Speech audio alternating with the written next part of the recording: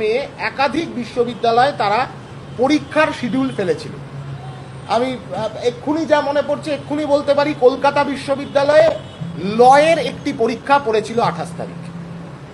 SFI intervene করে, SFI ভিসির কাছে চিঠি পাঠানো হয়, ভিসির সাথে দেখা করা হয় যে ঈদুজ্জোহার মতন একটি পরব, যে পরবে একটি বড় অংশের ছাত্রছাত্রী তারা অংশগ্রহণ করে, তার ঠিক পরের দিন পরীক্ষা ফেললে বিপুল অংশের ছেলেমেয়েরা তারা পরীক্ষা দেওয়া থেকে বিরত থাকতে পারে, তারা পারবে না পরীক্ষা দিতে, তারা আসতে পারবে না পরীক্ষা দিতে। তখন 28 তারিখের পরীক্ষা রিশিডিউল করা হয়। কিন্তু এখন আমরা দেখতে পাচ্ছি ক্যালেন্ডার অনুযায়ী যেহেতু 28 তারিখে ঈদুজ্জোহা অনুষ্ঠিত হতে চলেছে, 29 তারিখে একাধিক বিশ্ববিদ্যালয়ের পরীক্ষা, সেই পরীক্ষা ফেলা হয়েছে। কলকাতা বিশ্ববিদ্যালয়তেই দেখা গেছে পলিটিক্যাল সায়েন্সের পরীক্ষা 29শে মে পলিটিক্যাল সায়েন্সের পরীক্ষার শিডিউল তৈরি হয়েছে। আমরা সংবাদ মাধ্যমের মধ্য দিয়ে রাজ্যের শিক্ষা সচিবের কাছে এই অনুরোধ জানাচ্ছি যে ইমিডিয়েট এই ক্ষেত্রে একটি প্রশাসনিক হস্তক্ষেপের প্রয়োজন আছে। 29 তারিখ পরীক্ষা হলে বা 27 তারিখ কোনো পরীক্ষা পড়লে রাজ্যের নানান প্রান্তের ছাত্রছাত্রীদের পরীক্ষা দিতে আসার ক্ষেত্রে অসুবিধার মুখোমুখি হতে হবে, খুব ন্যাচারাল কারণে। এই সময়ে এই ধরনের উৎসবকে কেন্দ্র করে যে ছুটিগুলো পাওয়া যায়, সেই ছুটিতে যে কেবলমাত্র সংখ্যালঘু অংশের ছেলেমেয়েরা তারা বাড়ি ফেরে শুধু এমন নয়, তারা তো ন্যাচারালি তারা সেই পরবে অংশগ্রহণ করবার জন্য তাদের বাড়ি ফিরতে হয়, কিন্তু অন্যান্য সমস্ত অংশের ছেলেমেয়েরা তারা এই ছুটির সময় বাড়িতে ফেরে।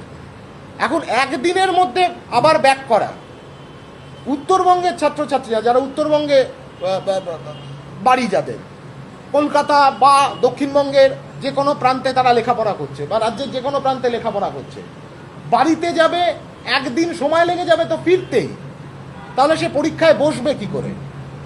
এটা বোঝা যাচ্ছে যে এমনভাবে এই পরীক্ষাগুলোকে শিডিউল করা হচ্ছে যাতে বড় অংশের ছাত্রছাত্রীরা তারা পরীক্ষা দেওয়া থেকে, তাদের মূল্যায়নের রাস্তা থেকে তারা বঞ্চিত হয়ে যায়। এটা কোনোভাবেই এটা চলতে পারে না পশ্চিমবাংলার মাটিতে। একাধিক তথ্য আমরা পেয়েছি।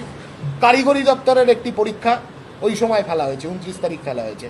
আমরা সেই দপ্তরের কাছে আমরা ডেপুটেশন ইত্যাদি যা যা করণীয় সেই সমস্তটা করছি, কিন্তু যেহেতু শিক্ষামন্ত্রী মিসিং, যেহেতু শিক্ষামন্ত্রী নিখোঁজ, পশ্চিমবাংলায় কোনো শিক্ষামন্ত্রী খুঁজে পাওয়া যায়নি এখনো, তাই ইমিডিয়েট উইথ আটমোস্ট প্রায়োরিটি শিক্ষা সচিবকে এই প্রসঙ্গে প্রশাসনিক হস্তক্ষেপ করতে হবে এবং ঈদুজ্জোহার পরবের দিন তো কোনো মতেই না, পরবের আগের দিন বা পরবের পরের দিন কোনো রকম পরীক্ষা যা আগে শিডিউল হয়েছে সেই সমস্ত পরীক্ষাকে রিশিডিউল করতে হবে। এমন কোনো কঠিন কাজ নয়, 2 দিন 3 দিন 4 দিন পরে খুব সহজেই সেই পরীক্ষা রিশিডিউল করা যায় এবং সেটা করানো গিয়েও ছিল, কিন্তু একটা প্রশাসনিক হস্তক্ষেপ এই প্রসঙ্গে দরকার।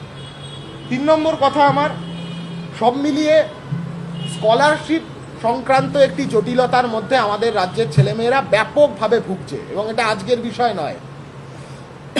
গত 15 বছর ধরে পশ্চিমবাংলার মাটিতে স্কলারশিপের উপায়, স্টাইপেন্ড, গরিব প্রান্তিক অংশের মেধাবী ছেলেমেয়েরা লেখাপড়া করবে, এই লেখাপড়া করার উপায়গুলোকে ধ্বংস করে দেওয়া হয়েছিল। SBM-CM স্কলারশিপ, বিখ্যাত স্কলারশিপ, গোটা পশ্চিমবাংলার মাটিতে স্বামী বিবেকানন্দ স্কলারশিপ নামে পরিচিত। যে স্বামী বিবেকানন্দ স্কলারশিপ সম্পর্কে কয়েকদিন আগে কৃতি ছাত্রছাত্রীদের সরকারি সংবর্ধনা জ্ঞাপন যে অনুষ্ঠান, সেই অনুষ্ঠানে রাজ্যের বর্তমান মুখ্যমন্ত্রী অনেকগুলো ভাষা কথা বললেন, কিন্তু কোনো কথাই কোনো ডিরেকশন পেল না। এই স্বামী বিবেকানন্দ স্কলারশিপের ক্ষেত্রেও এখনো পর্যন্ত ডেটা এন্ট্রি এবং ভেরিফিকেশন সেই কাজ এগোচ্ছে না, স্তব্ধ হয়ে পড়ে আছে। শুধু মানে স্বামী বিবেকানন্দ স্কলারশিপের নামটা উল্লেখ করে পালিয়ে গেলাম, তার কি পদ্ধতি হবে, কিভাবে কোন পদ্ধতিতে ছাত্রছাত্রীদের হাতে সেই স্কলারশিপের টাকা পৌঁছবে, দীর্ঘ সময় যারা